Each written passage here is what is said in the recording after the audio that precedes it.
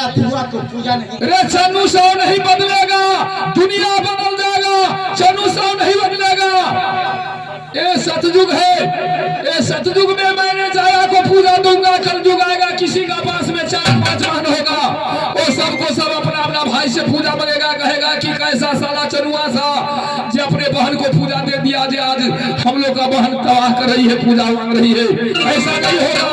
अब जाके बैठिए। अवतार वाला मूसर है ना मटका। अच्छा फुआ जो है जाया, अच्छा 12 बरस के लड़की बन जाए छे, अच्छा कभी 60 बरस के बुढ़िया बन जाए, ये बात तो सही है। ये नागिन बन जाए छे। अच्छा तो तार वाला मूसर है ना, अच्छा से कोनिया घाट के गेट पर हम जाए छी। अच्छा तार वाला मूसर लेके खार रहबे। अच्छा आ कहीं फुआ ससरे जाते ना, अच्छा कि फेच पर मारबे तार वाला मूसर, फुआ के फेच पर लगते, फुआ मर जाते, पूजा लेना छोड़ देते। सही बात है धर्मा, वही करना।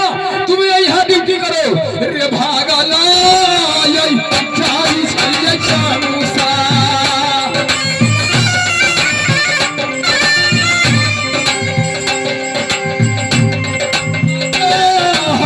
चरिया में जे चानू सा।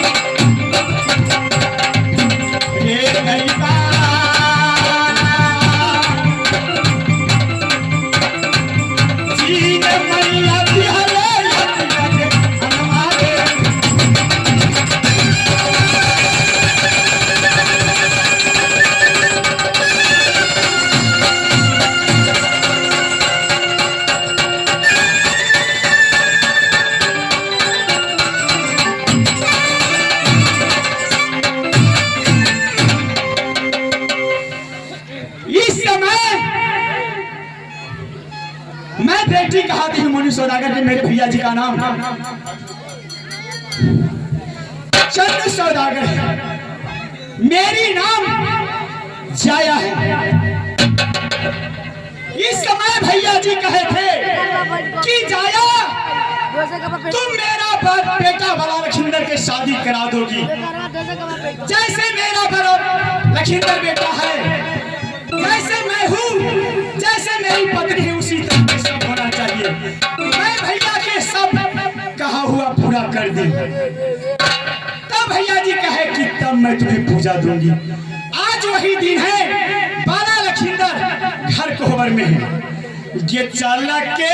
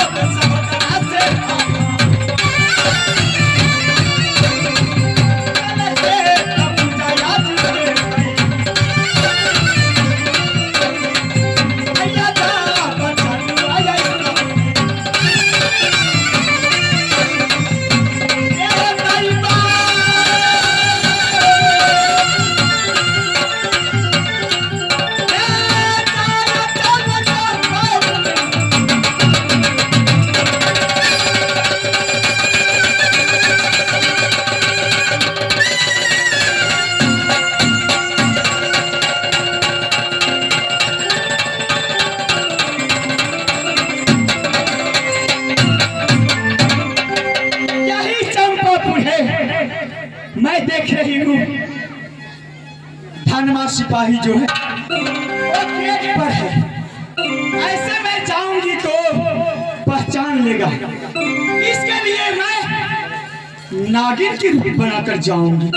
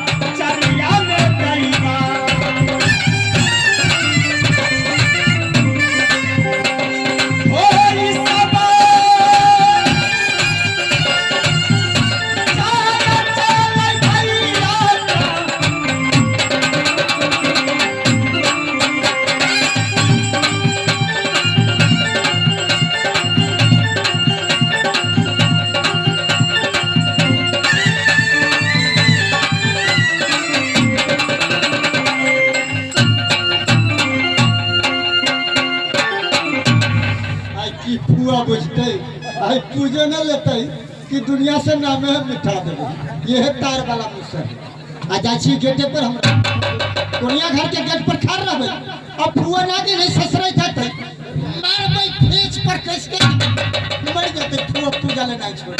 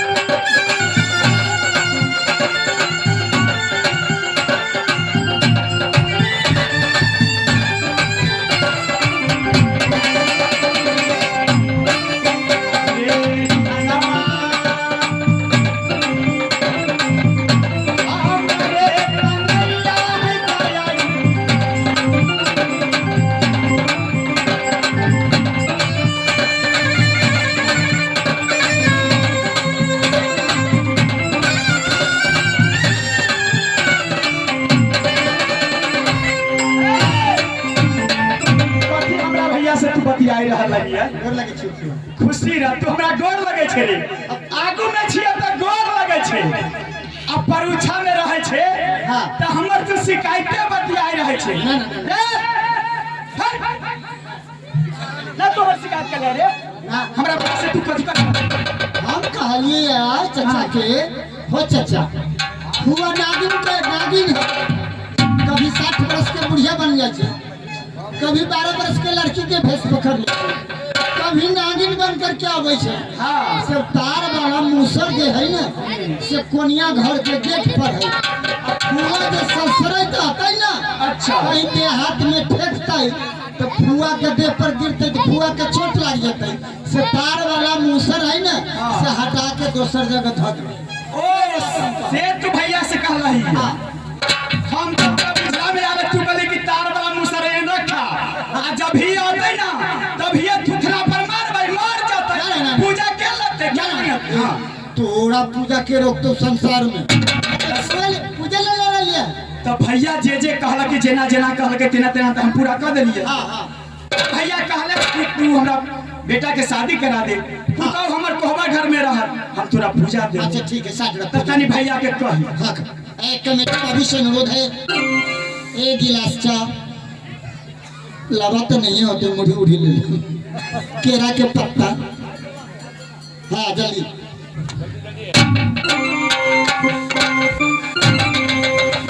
धन्यवाद। क्या बात है? अपना दोनों बातें जो बतिए लिए अच्छा से बात फुआ बुझ गई। क्या बतिया था? तुमने कहा था, तुमने कहा था कि हो चाचा हमारा तार वाला मूसर दे दा और कोनिया घर के गेट पर जाके खड़ा हो जाए, जब ये फुआ आता है ये तार वाला मूसर से मारो, ये फुआ मर जाते। तो तुमने खबर करने के लिए आया है ना? पूजा लेने के लिए आई है। अच्छा तो पूजा में कौन कौन सामान होता है तो फुए से लिखवाना होगा। धन्यवाद। कहाँ है जाया? सामने में रे सामने पूला के रे खाना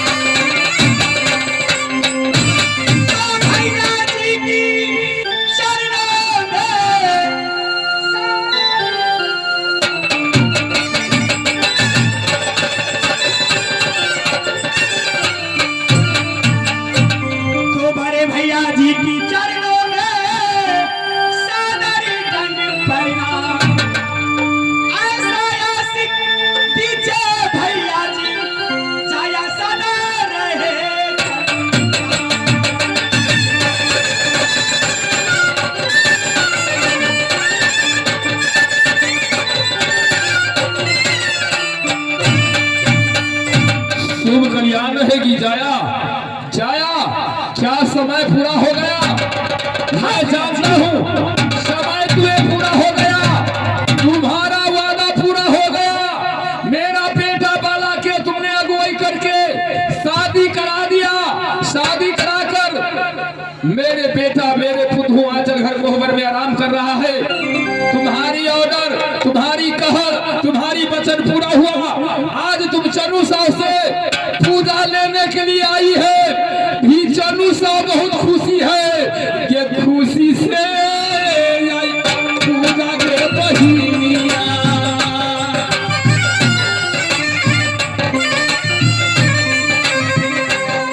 चनू साहब के सहोदरी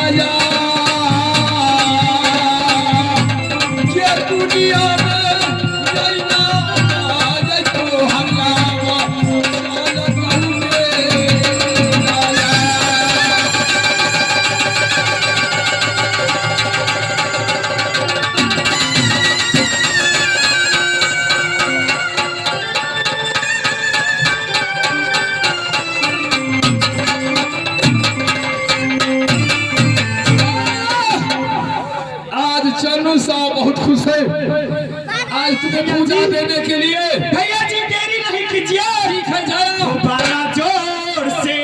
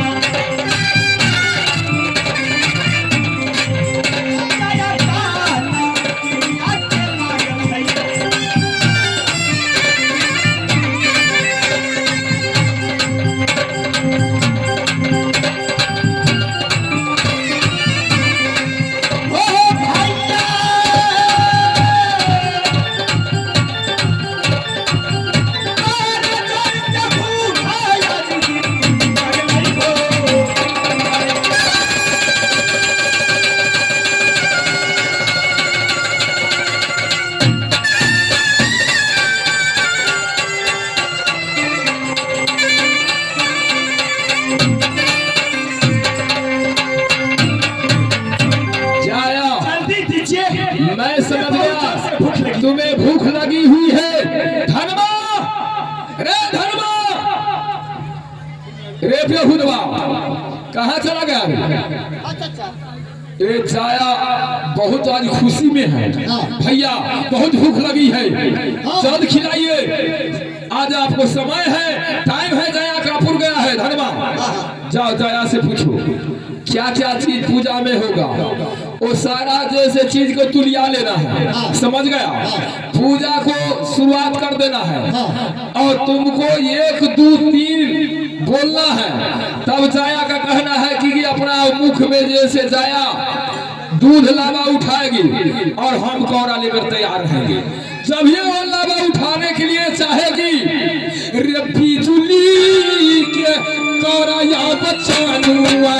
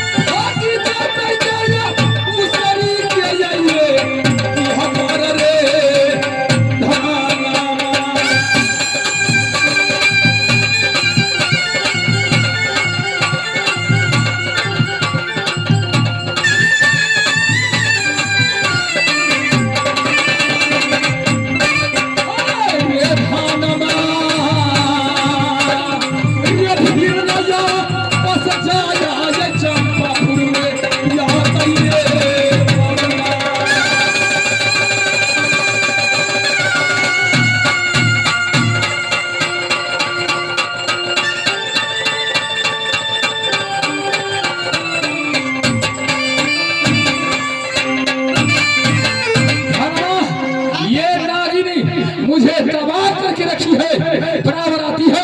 भैया हमें पूजा दीजिए, हमें भूख लगी है, अब कोई मौका नहीं है। चलो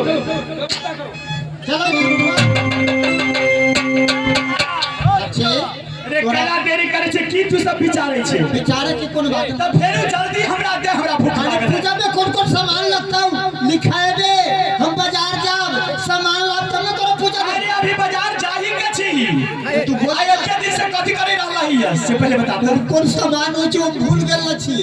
अच्छा तो पहले तो तोरा देबे कहतो लावा। कौन लावा? कौन?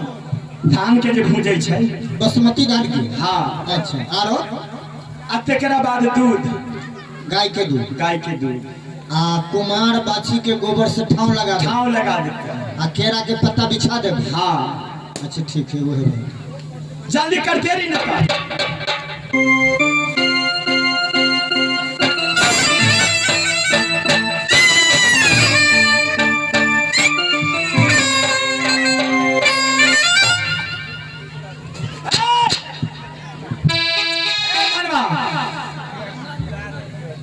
तू पानी पहले छिट रही है। हां आ तेकरा बाद थुक थुक डाले निकले उ त अशुद्धे फेन हो गेलै। थुकथुका कला देली से ना पता ना। हमरा घरे एगो महिष है। अच्छा हम घर से निकाल देते हैं, हाँ चले जाते हैं लदी दिशा मैदान। दिशा मैदान से हम आते हैं हमारी माँ जो है गोबर उठा लेती है और चिपड़ी पाथ करके दावा में साट देती है। एक दिन देखे, 2 दिन देखे, 3 दिन देखे, हम माँ को कहे माँ सब दिन तुम गोबर उठा लेती है, चिपड़ी को पाथ देती है, दावा में साट देती है, सब दिन तुम थुका किस लिए देती है? अच्छा क्या कही? बेटा थुका देते हैं इसलिए कि इस पर कुत्ता बिलाई हक मुत न करेगा। अच्छा तो हम सोचे हैं फुआ के लिए जगह को ठाव लगाए हैं, कहीं कुत्ता बिलाई आएगा हक मुतेगा तो यहाँ कैसे आएगा? फिर ऐसे नहीं करना, चलो पानी छीटो।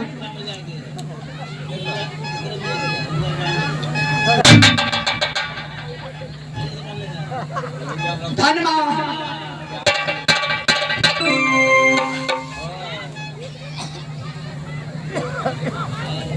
लावा हो बासमती धान। बासमती धान के बढ़िया है ना, एकदम सुंदर ताजा ताजा भुज रही है ना।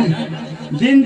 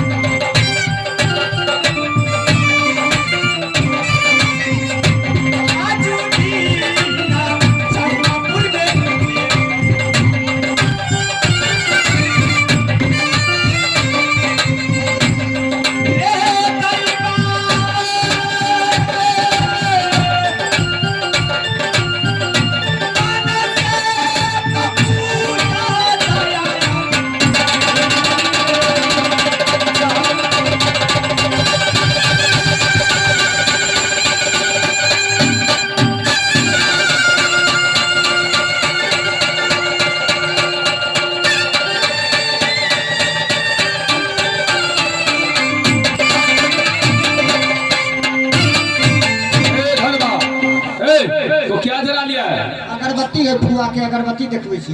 रे बेहुदा तो उसको फिरा वहां न जला दो, जहां पूजा हो रहा है वहां जला दो।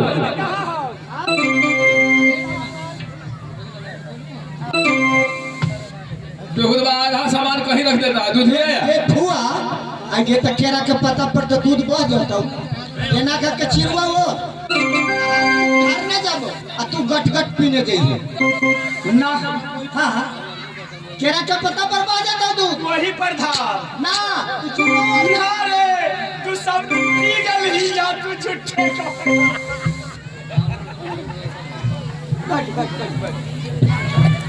चाचा जब हम कहेंगे 1 2 3 हाँ अब पूजा पूजा लेने के लिए होशियार है। अच्छा हाँ 1 2 3 बजाएंगे, ऐसा पूजा देना है फिर जाया जिंदगी में कभी पूजा को ना। धर्मा ऐसा न होना चाहिए, अगर जाया एक बार मुख से उठा लिया उसे पूजा मिल जाएगा, उसे मुख से उठाने नहीं देना है, पीछे में तुरंत 1 2 3 बोल देना है, समझ गया?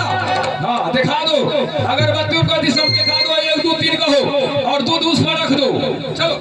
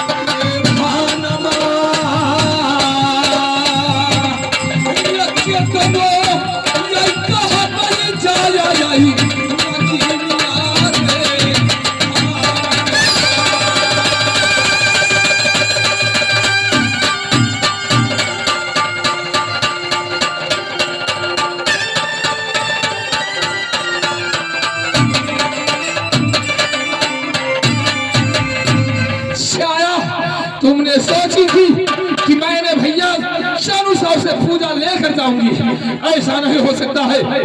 अभी मैं पूजा दे दूंगा, दुनिया में लोग चनु साहु को गाली देगा। कैसा चनु साहु था धर्मा। चलो जाया भाग पर आ गई है। रेया बना नदिया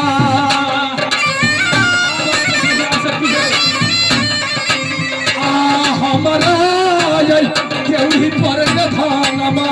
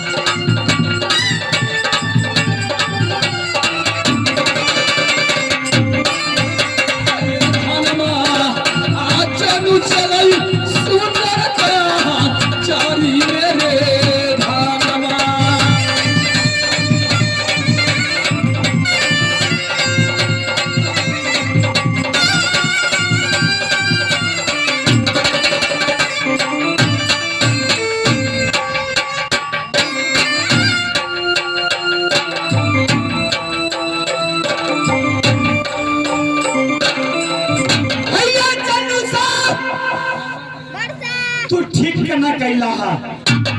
तू पूजा कह के पूजा ना दे के तू कोड़ा से हमरा बदन के चाम छोड़ेला है।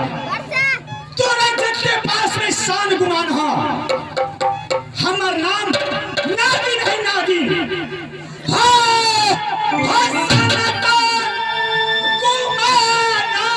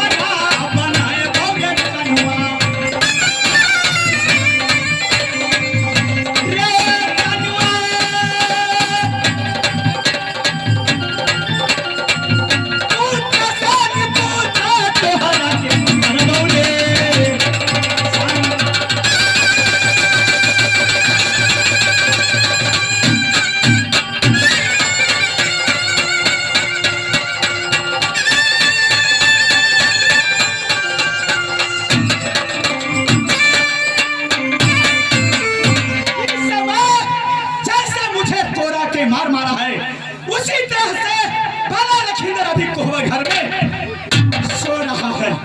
इस समय मैं चलती हूँ कहाँ, जहाँ ढोरवा है उसे सारी बात कहकर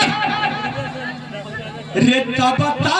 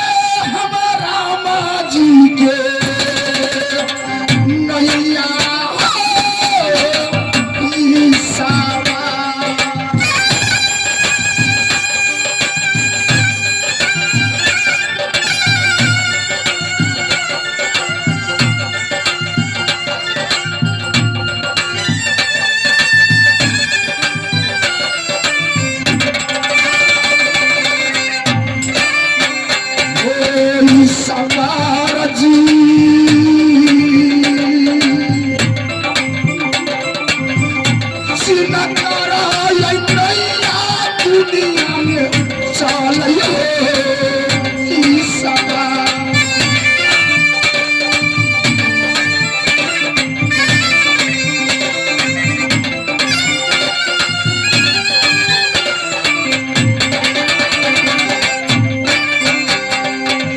मैया सारे सत्यहाम जी के चरणमा न बोले कर छी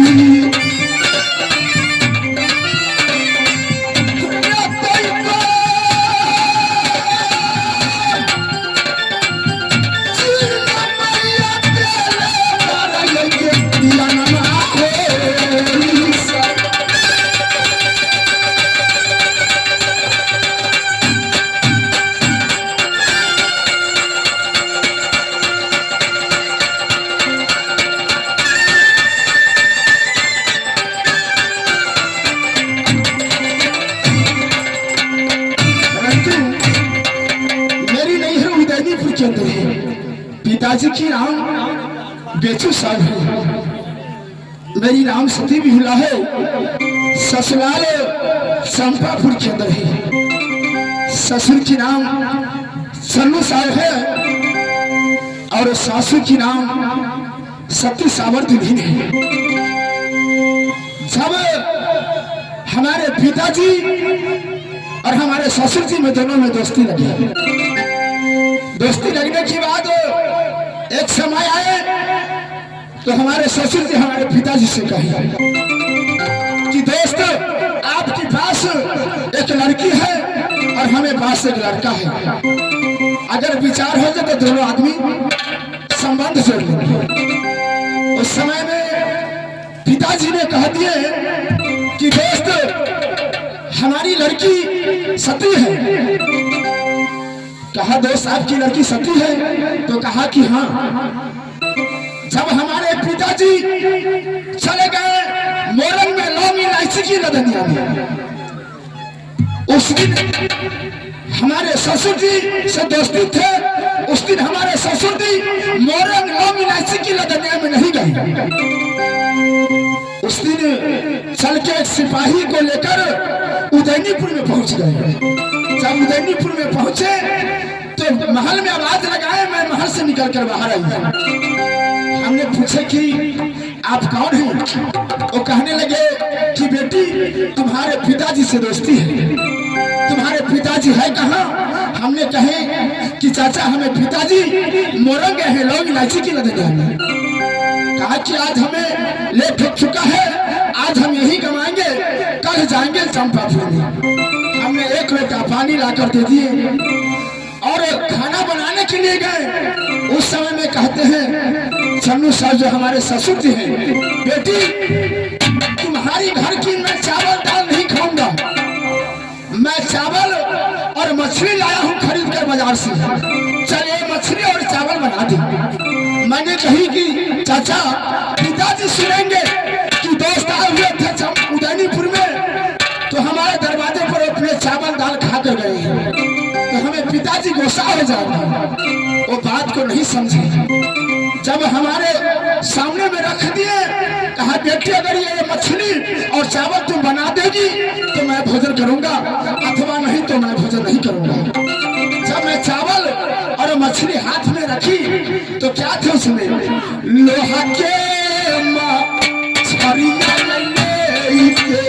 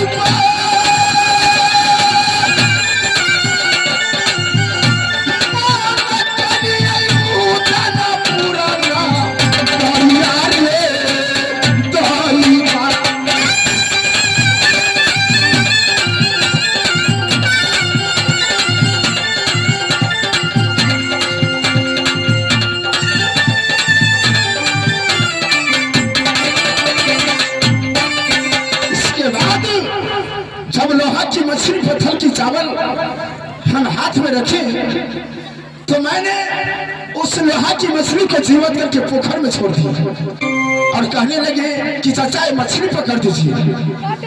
और धनमा सिपाही थे साथ में और हमारे जो भी ससुर जी होंगे वो थे चन्नू साहब। मछली पकड़ने गया, मछली नहीं पकड़ाया।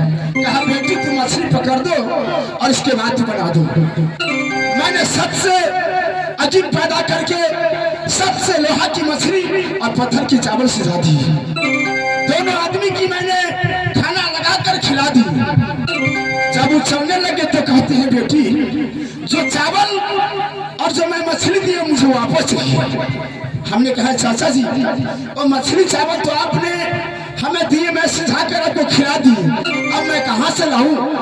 तो वहां पर सवाल क्या करते हैं कि बेटी तुम्हारे पिताजी कहते थे कि हमारी बेटी बिहुला सती है, अगर तुम सती हो तो लोहा की मछली और पत्थर की चावल कर दो। हमने कहा ऐसी बात है? कहा कि हाँ, मैंने लोहा की मछली पत्थर की चावल वापस कर दी। वो चल दिए। 8 दिन के दिन में शादी के दिन रखा गया। चंपापुर से डोली बारात सज के उदयनीपुर में आए, उदयनीपुर से डोली सज के चंपापुर में गए। आज मैं चंपापुर में हूँ, अपनी नैहर उदयनीपुर में नहीं हूँ। आंचल घर कोहबर में बैठी हूँ। स्वामी जब शादी करके लाए आंचल घर कोहबर में बैठा दिए। अब तक स्वामी नहीं आए। मैं स्वामी को इंतजार करती हूँ, पति देव कब आएंगे।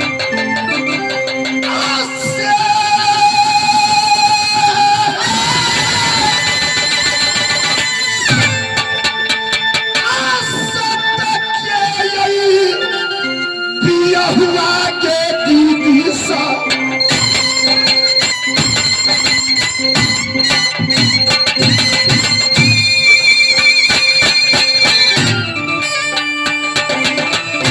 चंपा पुराना गारिया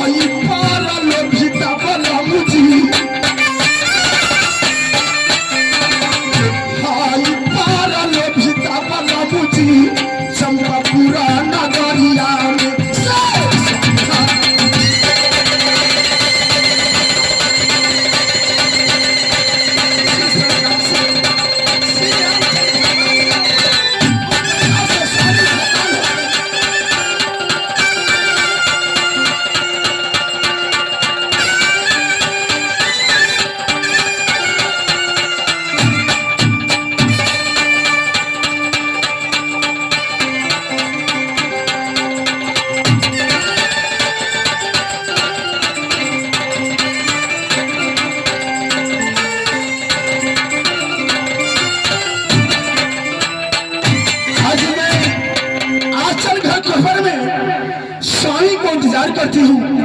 पति देव कब आएंगे आंचल के कोहबर में? मैंने पलंग के सजा के रखी हूँ। ओ इस सपा आसक्ति बिहुला बैठाई यहाँ चला घर कोहबर मेरे दाई बा।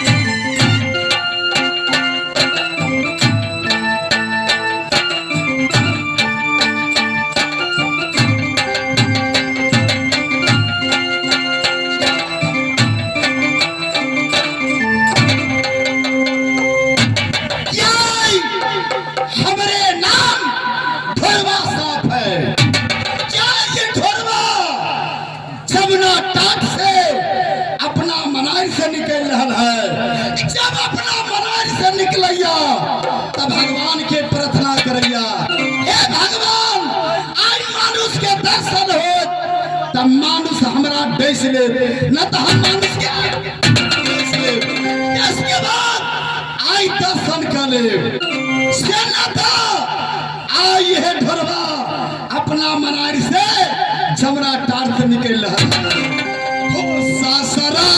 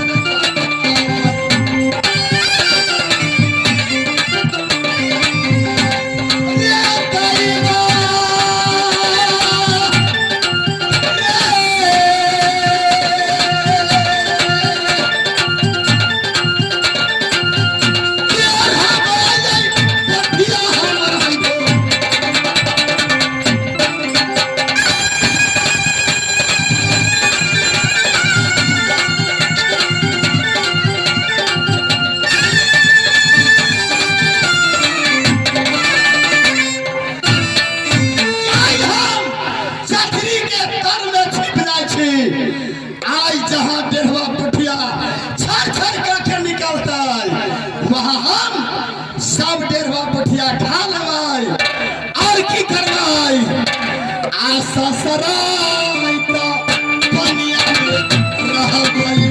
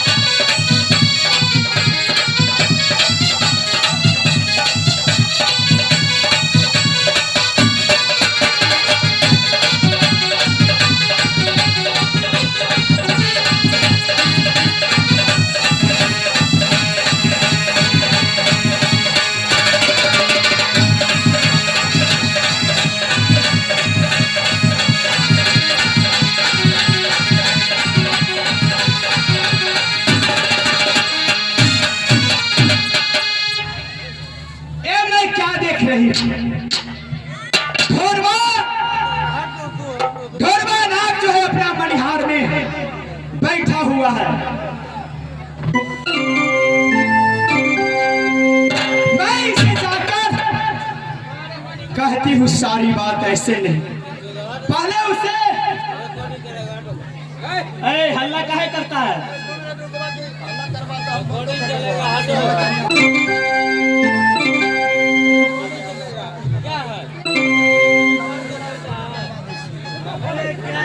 इस समय मैं ढोरवा को बुलाकर उसे सारी बात मैं कहती हूँ।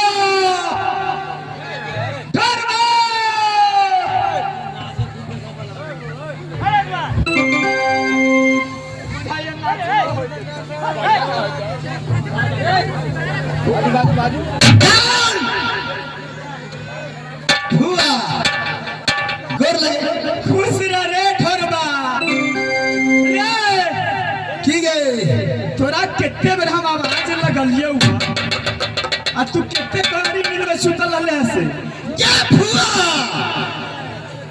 आज तू हमरा याद कर ले हा 12 बरस से छमना टाट पर रह छिया कहिया तू हमरा ना खोज ले हा आज हम डेढ़वा पुठिया खा के अपने मनाई तर परल रहलिया। क्या फुआ आज तोरा कौन ऐसा बात हो कौन जरूरी हो ये काफी लागी लगे फुआ थी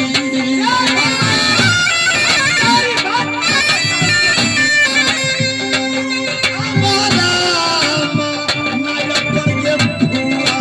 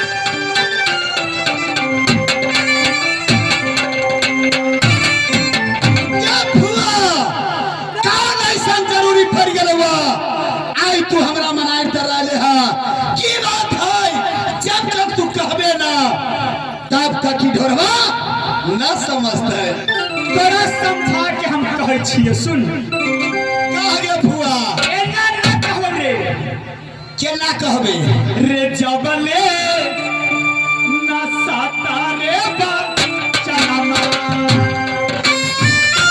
आगे फुआ हमरा तोरा में कोई सब है गे जाया ता दुनिया के संग में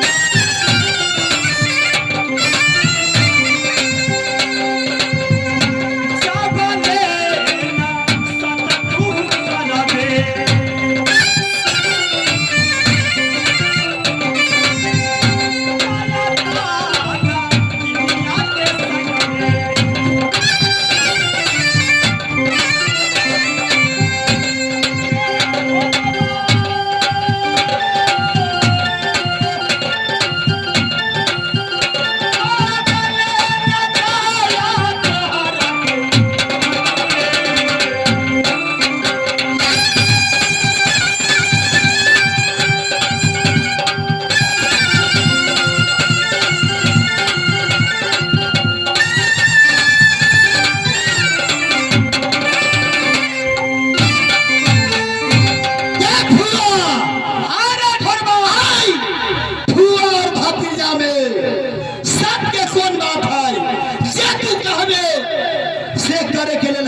रे ठोरबा तू कितना हमरा तू अपन मंत्र सिखेबे हम सिखे वाला छी। अच्छा सत करावे करवाही हां जब ना तू सत्य न करबे फुआ तो हने का हम कह देबो जे काम होते से कह देबो ना ना ना के ये कसा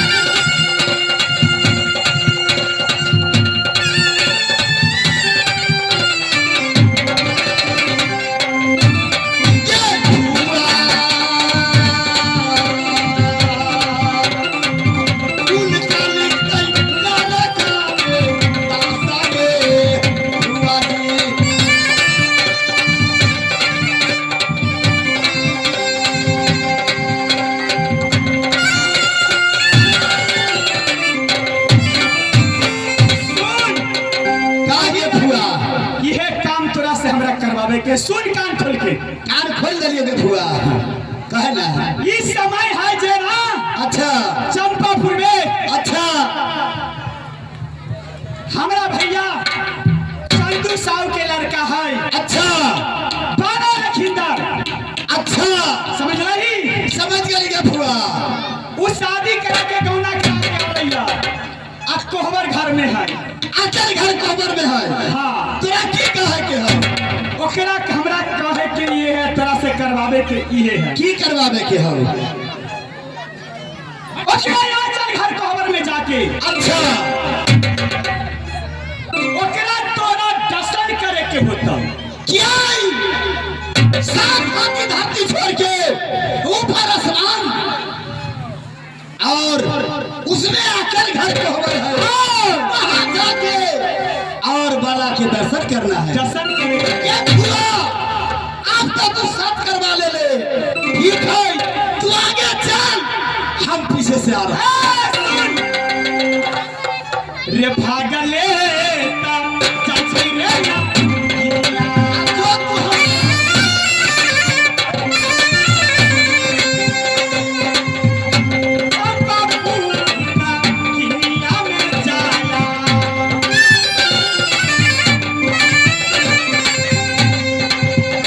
हे गांधी मेरी आवाज सुनते हैं हमारे स्तर पर ओ पिंडा जी हे गांधी भैया जी के सनवा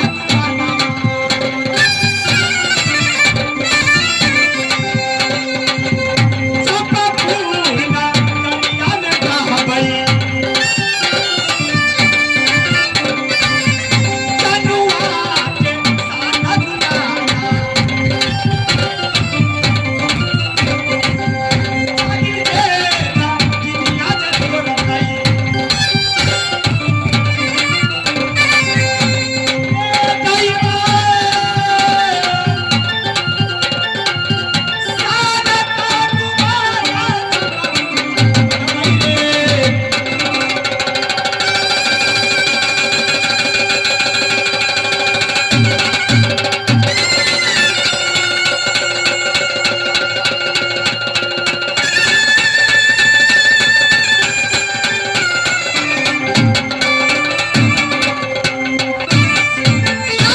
जाया भुआ हमरा से सत करवा ले गैया जाया चलते डाइर है और ढोरवा नाथ पाते पाते चलते क्या भुआ सत करवा ले अच्छा न कहले ठीक है अब हम की करे छी जब वहां जाए के बाद हमरा भोजन न मिलता आई यहाँ रुदल सहनी चचरी लगले है वही पर डेढ़वा पोठिया छा कर रहा है आई वहां जाके हम अपन बीक कतरा के झाड़ पर रख दे छियै और डेढ़वा पोठिया हम खा लेबै बीक यहाँ रख के डेढ़वा पोठिया खा लेबै तब दर्शन करे बाला के देबै चंपापुर।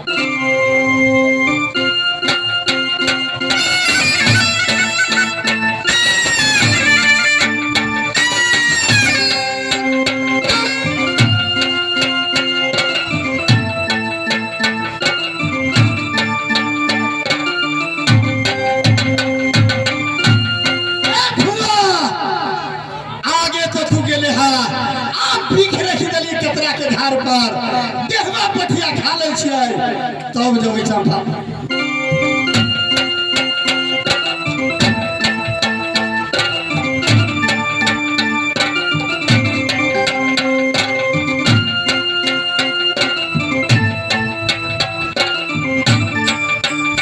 अब देहवा पठिया खा लेलियै अब हम फरिया गेलियै आ इहे हम सोचबा जाई छी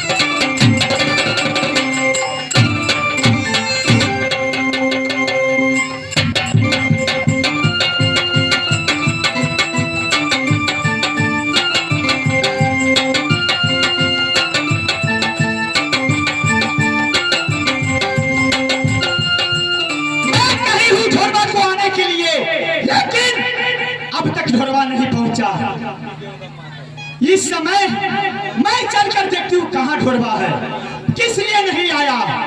क्या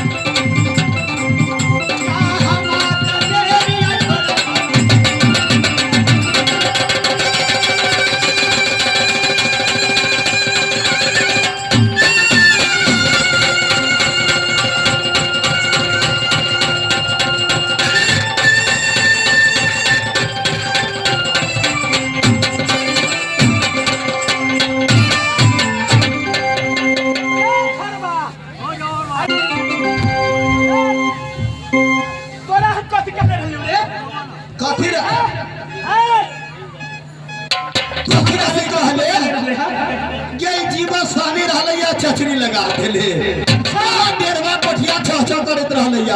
हम काली चंपापुर में हमरा मिलत की न मिला ये हम डेरवा पठिया खा के तब साह के लिए हुआ अलसा गेले कथी रहले कहले तोरा तू साथ कठिनाई करले रहले है। अच्छा चले के थम हम अपन बिखरानी कतरा के झाड़ पर रख देले बिखर थाले से चले छी जल्दी लेके आ जा जल्दी आ।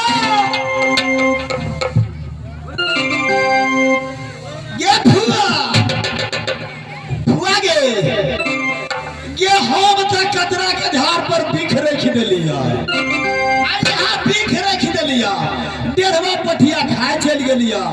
हमरा बुझाइया रेत दलैया ना तो हमर बिख के दहा गेल। अच्छा तो हम केना जबोगे फुआ हमरा तो बिखे रहया तोरा पास ना बिख हो हमर बिख तो दहा गेल गे। तू हमरा साथ सत करले रहले है के सन पहले सुन ले सुनै छियो अब सब के तू लंगल करे हा।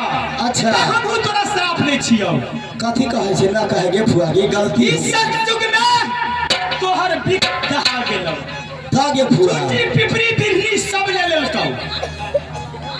अब तोरा पास से बिख न हो राग काला जू क्या बात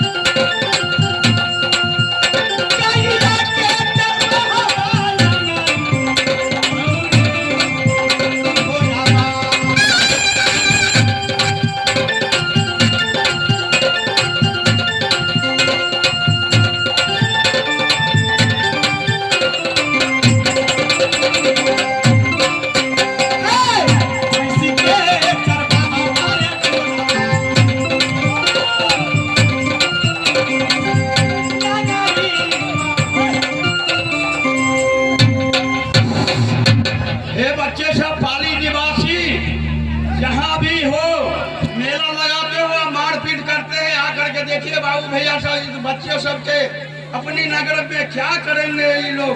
क्यों इस सती का मेला लगाया है पाली नगर में।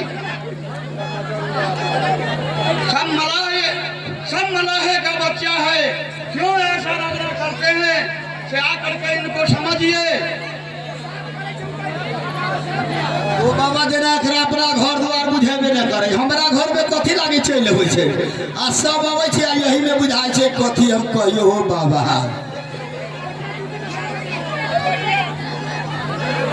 बैठ जाओ जही छी तही सब नीति सब बधाई कृपा करके संभालिए। एक बार माता कमलेश्वरी की जय। बोलिए कमलेश्वरी का नाम पर वचन देता हूँ, जिस दिन से माता स्थापना हुआ उस दिन से परम ठोक दिया। इस नगरी में इस माता को आदमी जैसा नहीं प्रकट करूंगा तो मैं चैन का रोटी नहीं। आज उस माता को प्रकट करके वचन लीजिए। माता कमलेश्वरी इंद्र भवाने इंद्र लेकर के बैठ जाइए नगर में। आई जितने मुंह को आवाज सुनते हैं से यहाँ से राग रागनी से उठ नहीं पाएंगे। बोले माता कमलेश्वरी की जय।